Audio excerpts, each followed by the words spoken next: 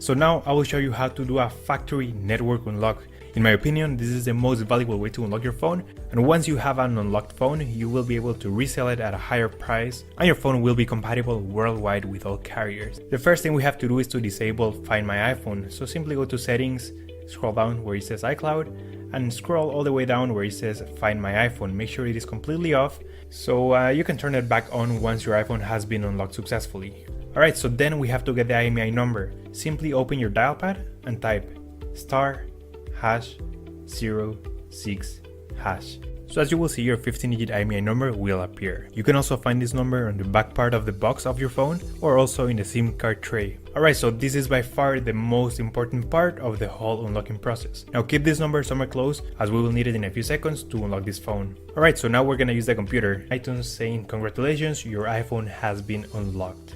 Boom, there you go guys, your phone is now fully factory unlocked and now it's compatible worldwide with all carriers. You should get a full signal on your new carrier. And that's it guys, that's how we unlock an iPhone 7. That's all for today guys. If you have any questions, just leave me a comment and I'll try to help you as soon as I can. By the way guys, we're also giving away a free iPhone 7, completely sealed, brand new phone. You can find the instructions on how to enter the giveaway in the next video. Thanks for watching guys, take care.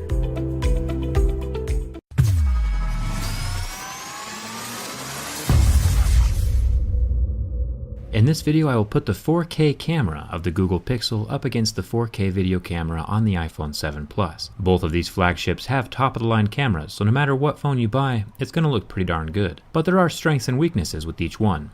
I'll be highlighting those throughout the video. At the end of this video, it's your job to tell me which camera you like best in the comments, since the best camera really boils down to personal preference. This extreme low-light shot is taken from the World Trade Center Memorial. Each image looks pretty identical until I finish panning up to the top of the building, and the Pixel decides to up the sensor sensitivity, brightening the sky, while the iPhone keeps the sky completely black.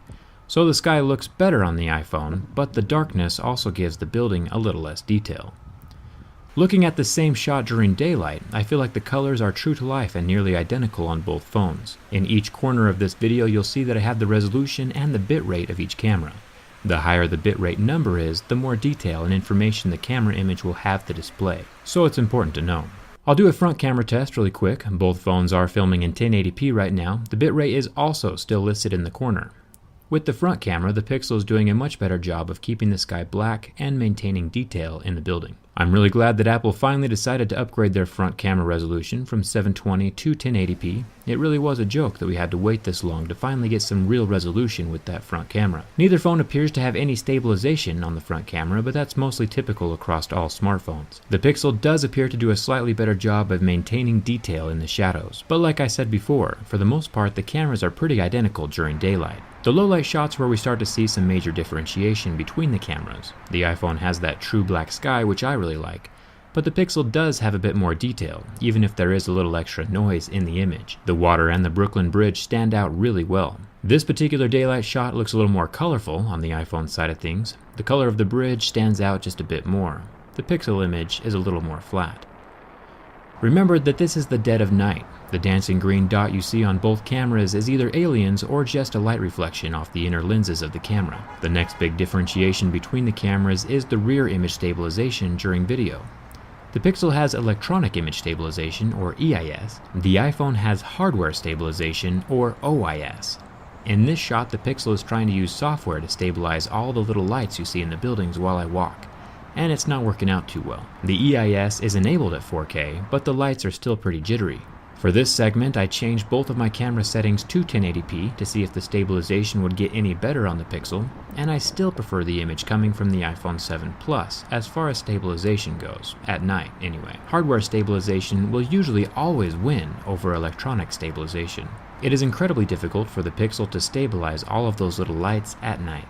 But when I switch to this 4-story tall little ripped alien Hulk baby, the Pixel image appears to be even more stabilized than the iPhone.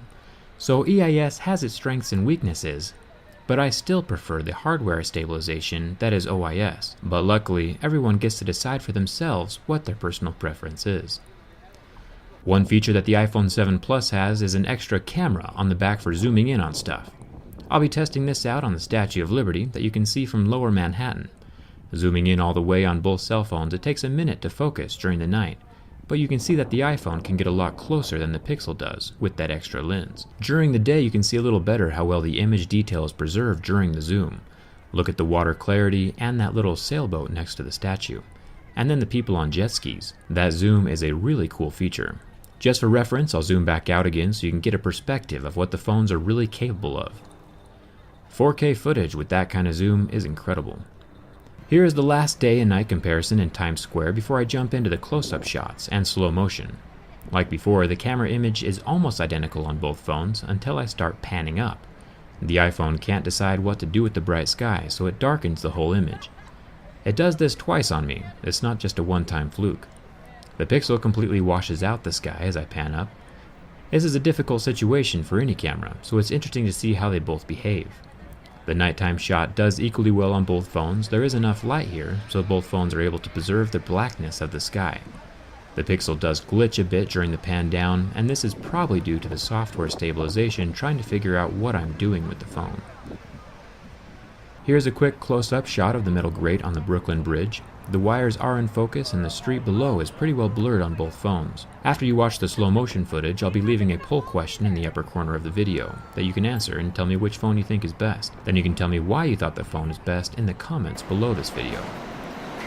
So here's the slow motion footage. Each phone can do 240 frames per second at 720p. You can see that the Pixel does have a slightly higher bitrate than the iPhone 7, which is a good thing, but let's see if that actually matters in this case. The detail is pretty similar between both the images, but if we pause the video and zoom in on this random person in blue, we can see that the Pixel is capturing sharper frames than the iPhone. Look at the face and the reflection of the bars inside this window. So now tell me what you think. Which camera's best? Let me know in the comments. I post more camera image comparisons on my Twitter and Instagram, and I have a whole playlist of videos like this comparing every other major smartphone that's come out in the past year. Thanks a ton for watching. I'll see you around.